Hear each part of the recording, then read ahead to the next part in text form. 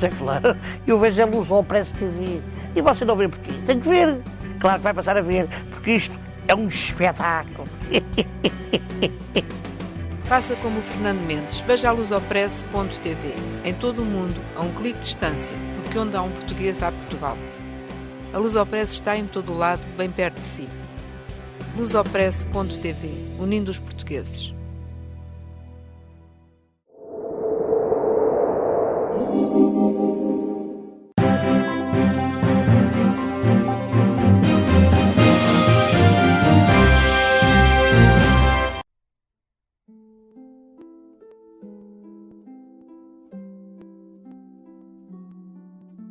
Primeiro, o PS vai resolver daqui a uma semana, nós estamos aqui a gravar esta entrevista na Faculdade de Direito da Universidade de Lisboa, no ensino, no dia 17 de setembro. E no dia 28, daqui a 11 dias, saberemos quem é o líder do PS candidato a Primeiro-Ministro de Portugal. Daqui a um ano, precisamente. Se é António José Seguro, o atual líder, se é António Costa. Portanto, esse é um passo prévio. O Partido Socialista ainda está a debater internamente quem é que vai liderar. E é verdade que o partido é o mesmo, mas cada cabeça a sua sentença. E é muito importante saber quem é o líder, porque o líder vai imprimir a sua própria maneira de ser pessoal ao próximo ano em Portugal. Em segundo lugar, é verdade, como diz, que Portugal tem problemas muito graves que exigem, já não digo um governo que envolva todos os partidos fundamentais, porque isso daria um grande debate sobre quais os partidos fundamentais em cada momento e o voto dos portugueses. Mas um acordo do regime sobre questões em que nós, durante um tempo, nos habituámos a ter esse acordo. Havia um acordo, apesar de tudo, sobre a Constituição, sempre precário, porque a Constituição é para ir mudando no tempo. Não há realidades definitivas nisso. A própria Constituição americana, que é a mais antiga, foi tendo aditamentos em mudança. Já não falo nas outras. Segundo lugar, acordo na política externa, não muda de governo para governo. Na política de defesa, não muda de governo para governo. Na Europa, não muda de governo para governo, ou não deve mudar. No essencial da organização do Estado, devia haver um acordo. Quer dizer, não entra um governo e de repente diz: olha, eu queria estes municípios, extingo aqueles, ou proponho ao Parlamento, faça isto. Eu mudo a forma da organização. Convém que seja minimamente estável. O que é do Estado? O que é das regiões autónomas? O que é das câmaras, dos municípios? O que é das freguesias? Para nos entendermos. Não estar a mudar todos os 4 anos. Depois, relativamente estável nos tribunais. Também se pode estar a fazer uma reforma judicial. Pode-se fazer agora uma grande reforma e depois digeri-la e ver se deu ou não deu. Agora, não se pode estar a mudar e tira ao tribunal dali, põe acolá, depois tira ali, depois acolá e tal. Enfim, as pessoas não podem estar assim. No próprio funcionamento da administração pública, você não pode mudar cada vez que entra um governo, muda o modelo da administração pública, não é possível. Isso não acontece em nenhum país. Na América há republicanos e democráticos, mudam pessoas, mudam uma outra coisa, mas o essencial é o mesmo. O mesmo se tira das finanças do Estado. Não pode haver, no que é essencial para que o Estado se mantenha, mudanças muito radicais. Porquê? Porque a dívida pública passa de geração para geração e é assumida pela geração seguinte. E portanto tem que haver uma orientação comum quanto à gestão das finanças do Estado. E o mesmo se diga relativamente às grandes linhas do sistema de saúde e de segurança social. O sistema de saúde deve um dia ser objeto de um acordo, como de alguma maneira já houve no passado, mas é bom tornar claro, expresso no futuro. Só como é isto? Onde é que entra o Estado? Onde é que entram as parcerias entre o Estado e os privados? Onde é que entram os privados? Onde é que entra o setor social? As misericórdias, as instituições de solidariedade social? Se fosse Presidente neste momento, entender-se-ia como Presidente do António Costa? Não, para mim é uma coisa transcendental que eu não percebo porque é que não se entenda. Porque quando eu fui à oposição, e era Primeiro-Ministro, o António Guterres, apesar de termos tido muitas lutas eleitorais em pouco tempo, porque houve umas eleições locais, um ano depois de eu chegar lá, porque houve 2 referendos, um sobre o aborto, outro sobre a regionalização, porque estava iminente mais uma eleição europeia, quando eu saí. Apesar disso, fizemos uma revisão constitucional de comum acordo. Apesar disso, estivemos sempre de acordo na política europeia, na política externa, na política de ferro. Apesar disso, eu dei o meu acordo à política educativa, porque também não se pode andar a mudar as grandes linhas da política educativa. Quer dizer, numa série de domínios, Apesar disso, eu viabilizei 3 orçamentos de Estado, porque não havia maioria, era preciso que o PST viabilizasse. Apesar disso, foi feito isso tudo para chegar à moeda única europeia, ao euro. E, portanto, a minha vida foi discordando, embora em muitos pontos da política do governo Guterres, foi feita numa separação muito clara que eu fiz logo no meu discurso de posse como líder, entre aquilo em que haveria divergências e aquilo em que haveria um acordo de regime. E eu respeitei isso. No que era para haver acordo de regime, houve acordo de regime. É uma coisa que eu não percebo. Como é que se perdeu essa boa tradição? Ou como é que ela se enfraqueceu nos últimos tempos? E qualquer que seja o resultado das eleições daqui a um ano, primeiro das eleições para a Assembleia, depois das eleições para Presidente, vai ser necessário. E depois, naturalmente, o CDS, que é sempre mais fácil de chegar a esse acordo. Mas eu compreendo que o Partido Comunista e o Bloco de Esquerda tenham divergências muito profundas em relação a pontos fundamentais da Constituição, da Europa, da organização do Estado, da organização económica, dos sistemas sociais. Bom, compreendo. E há períodos em que é mais fácil a aproximação e outros em que é maior a radicalização, como tem acontecido ultimamente. Agora, entre PS e PSD, eu não compreendo. Deve haver, obviamente, pluralismo democrático, não tem que ser iguais os partidos, se fossem iguais não serviam para nada, mas tem de haver acordo de regime. Conhecendo as possibilidades, designadamente com... Mas ora bom, mas aí é que está a questão. Aí é que está a questão. Eu vou dizer o seguinte. As pessoas, quando olham para a política, e por isso é que muitas vezes perdem a paciência para os políticos, fartam-se dos políticos, não é? As pessoas começam a descobrir uma coisa que é muito verdade. É que uma coisa são as ideias, as doutrinas, as ideologias, depois outra coisa são as pessoas. E que há coisas que se fazem ou não se fazem por amigos pessoais, por temperamentos pessoais, por proximidades pessoais, por empatias ou antipatias. E a minha experiência é de que tem razão um político francês, que foi um político da Quarta República e depois passou para o gaullismo, que foi chamado Edgar Faure, que foi presidente do Senado, que dizia que 95% dos problemas em política são problemas pessoais, ou de suscetibilidade pessoal. Isso pode parecer estranho, mas é. Concordou-se, não se concordou, teve este gesto, não teve este gesto, deu este lugar, não deu este lugar, teve esta simpatia, não teve esta simpatia, houve esta aproximação, este afastamento. Ora bom, em parte o que aconteceu na vida política portuguesa por causa da crise nos últimos anos foi isso. Quer dizer, não passou energia vital entre o Primeiro-Ministro e o líder da oposição, não passou. E às vezes não passou entre o Primeiro-Ministro e o Vice-Primeiro-Ministro. Portanto, do próprio governo também nem sempre houve esse entendimento. Mas, sobretudo, não passou. E, no entanto, toda a gente iria que ia passar, porque eram da mesma geração. Tinham feito um percurso pessoal, não exatamente igual, diferente, mas no tempo próximo. Conheciam-se. Aparentemente, estavam-se bem. Tinham amigos comuns, grandes amigos comuns. Bom, portanto, dizer-se não é propriamente um muito novo e um muito velho, pessoas que não se conhecem, não, mas às vezes é assim, aquilo que parecia dar não deu, e não deu, e começou a não funcionar esse relacionamento pessoal, de parte a parte, que foi mal para o país, isso foi patente a partir de 2012, e portanto já lá vamos em 2 anos, António José Seguro e Pedro Passos Coelho, mas não deu, bom. E, portanto, isto foi uma pena. É evidente que cada um deles tem justificações, como sempre, e algumas delas políticas. Passos Coelho tem a justificação de António José Seguro muitas vezes ter tido ataques muito violentos ou não ter tido a compreensão para algumas das suas posições, mas António José Seguro também pode queixar-se de que Passos Coelho, sobretudo numa fase em que devia ter dado a mão, não ter dado tanto a mão e não ter tido a paciência para realmente estender a possibilidade de diálogo a António José Seguro.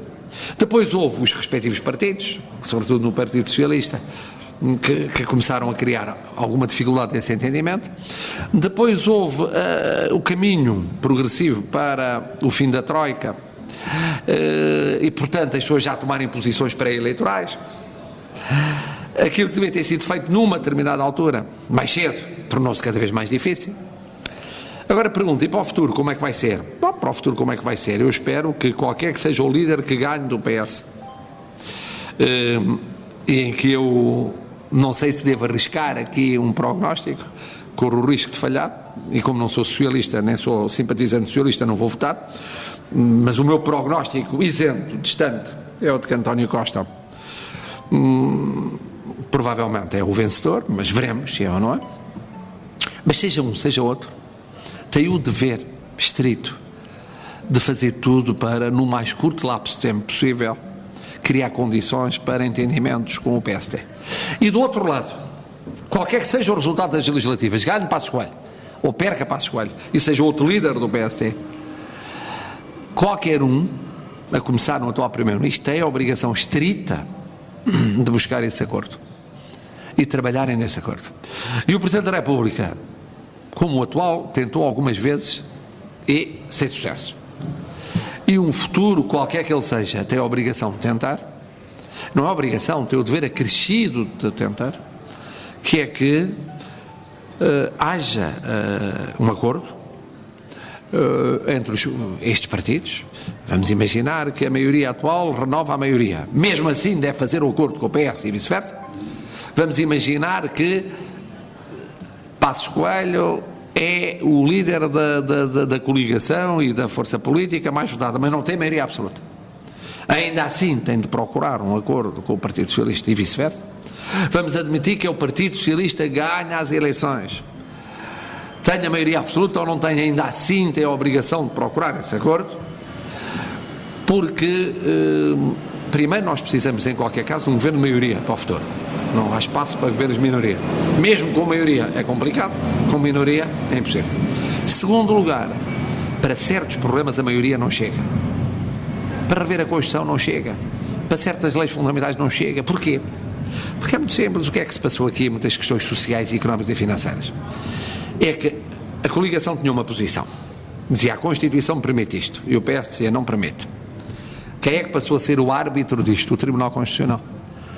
Se houvesse acordo de entendimentos da Constituição, a questão nem sequer chegava ao Tribunal Constitucional. Ou melhor, se o PC e o Bloco de Esquerda levassem lá, a posição do Tribunal já era diferente. Muito diferente. Já não ia arbitrar entre partidos fundamentais para a democracia portuguesa.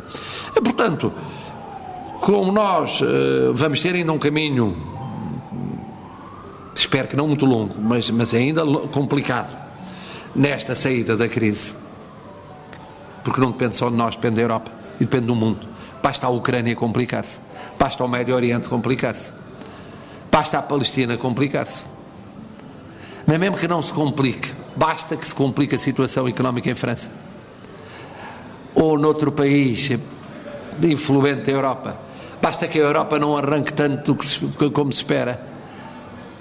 Nesta altura eu espero que amanhã a Escócia diga que não e continua ligado ao Reino Unido, mas imagine que diz que sim, quer a independência.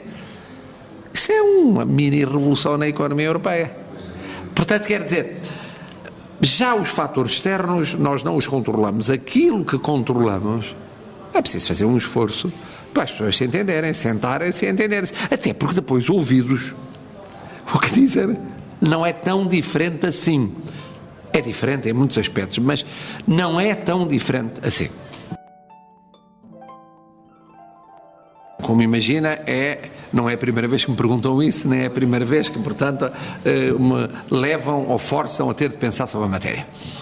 Eu acho o seguinte, acho que o próximo Presidente da República tem uma grande responsabilidade, porque vai ter de ser o pivô, não passivo, mas ativo, um pivô ativo de organização destes entendimentos. Porque sabe que os entendimentos também não caem do céu. Têm de ser especificados. Quando eu estudei Química, havia o fenómeno da catalisação. O catalisador é aquele elemento que ajuda a acelerar, a promover, a dinamizar certas realidades. E aqui o Presidente tem de promover não só um governo de maioria, mas sobretudo os entendimentos mais amplos necessários para o país. Bom, e portanto é uma grande responsabilidade. Por outro lado, eu sou contra 2 mandatos presidenciais que dão 10 anos, que é uma eternidade. Eu defendo que deveria haver um mandato mais longo só, sem possibilidade de reeleição do Presidente. Mas enfim, o que há Acho que, havendo o que há, um presidente, 5 anos chega e basta. 5 ou 6 anos, no máximo 7, 10 é uma eternidade, para exercer a sua função. Bom, sem buscar a reeleição, porque se há reeleição é complicado. Agora, também digo o seguinte: as próximas eleições presidenciais são eleições muito especiais. Como aconteceu, mas aconteceu algumas vezes, não muitas, elas vão ser feitas em pacote com as legislativas, com as eleições para o Parlamento. Não são separadas, quer dizer, podia ser uma no ano e outra no ano seguinte. Vão ser seguidas, quer dizer, umas para a Assembleia da República e, no fundo, para escolher o Primeiro-Ministro são em outubro e as outras em janeiro. O que quer dizer o quê? Quer dizer que, de facto, há uma grande ligação entre as duas. E essa ligação entre as duas, na altura em que calha, levou-me já a propor que o calendário eleitoral fosse mudado. Mas os partidos não concordam, sobretudo a coligação não quer mudar. Porquê é que eu propus a mudança? Por isto. Porque o que está previsto agora é assim: o Governo está em funções, vai preparar o Orçamento de Estado para 2016, no ano que vem, e apresentam no Parlamento até 15 de outubro, provavelmente até em setembro. Em setembro está-se em campanha eleitoral para saber qual é o Governo futuro, o Governo seguinte. O Orçamento de Estado deve depois ser votado até ao final do ano, até novembro, dezembro. Nessa altura pode ser outro Governo que chega lá e diz: olha, eu não quero este orçamento, se não houver o tal acordo prévio, eu não quero este orçamento, quer dizer, este aqui não pode ser, quero mais aqui, mais acolá, mais isto, mais aquilo. Fica o orçamento para as calendas gregas. No entretanto, começa a campanha presidencial. E, portanto, o país que precisa tanto de um orçamento para ter as regras claras para o ano seguinte, corre o risco de só ter o orçamento votado pelas forças políticas que saírem das eleições de outubro, lá para janeiro ou fevereiro, ou assim, com o novo presidente a tomar posse em março. Isto é bom, é mau. O que é que eu propus? Antecipar as legislativas, as eleições para o Parlamento, para maio,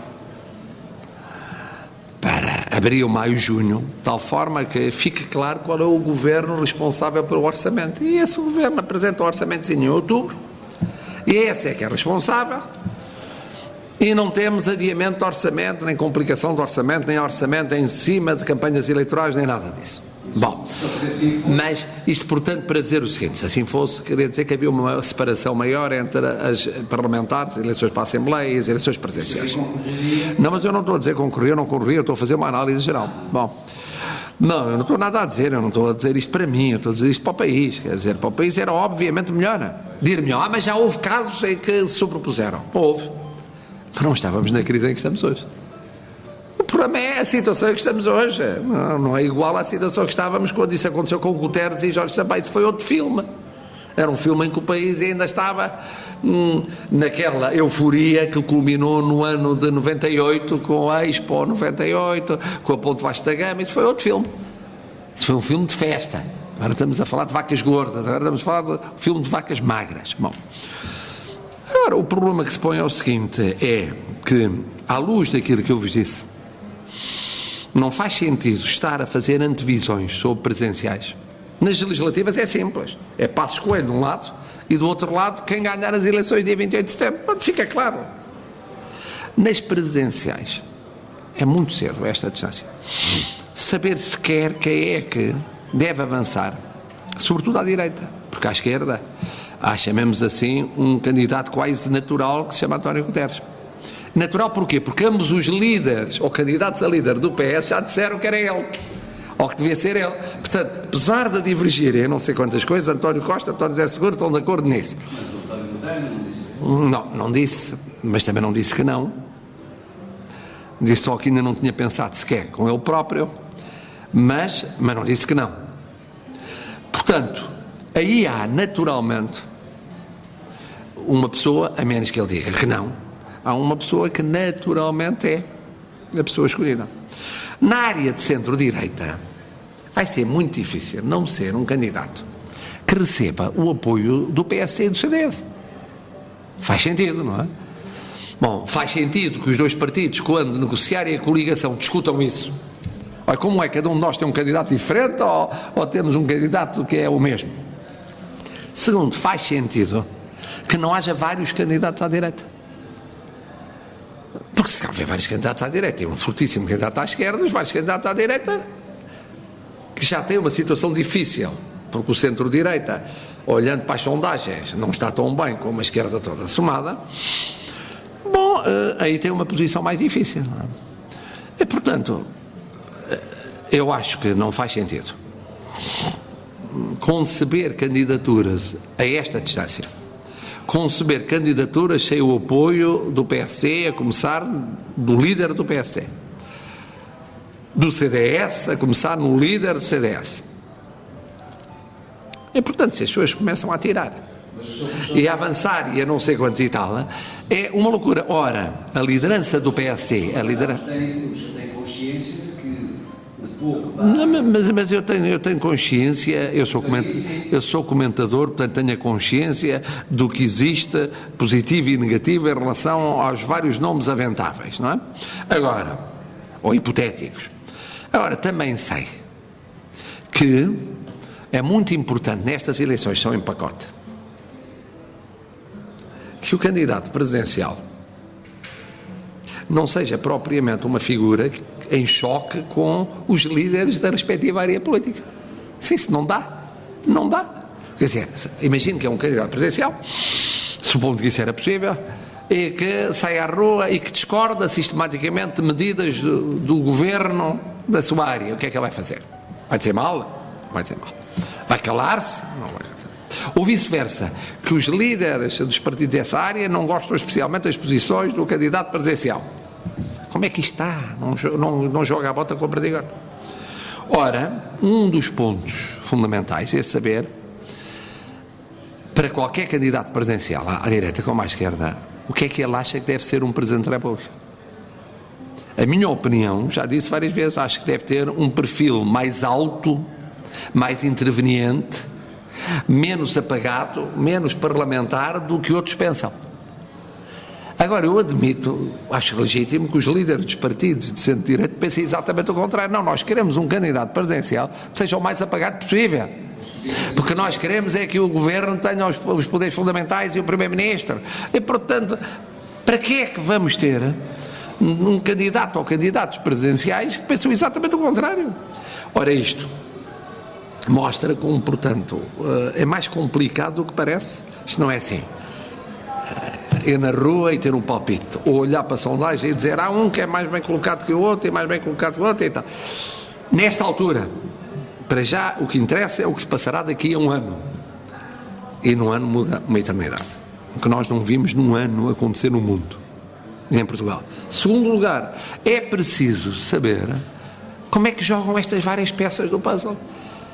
É por isso eu disse que no atual contexto não faz sentido esta especulação, e não faz sentido no quadro dessa especulação a especulação sobre o meu nome.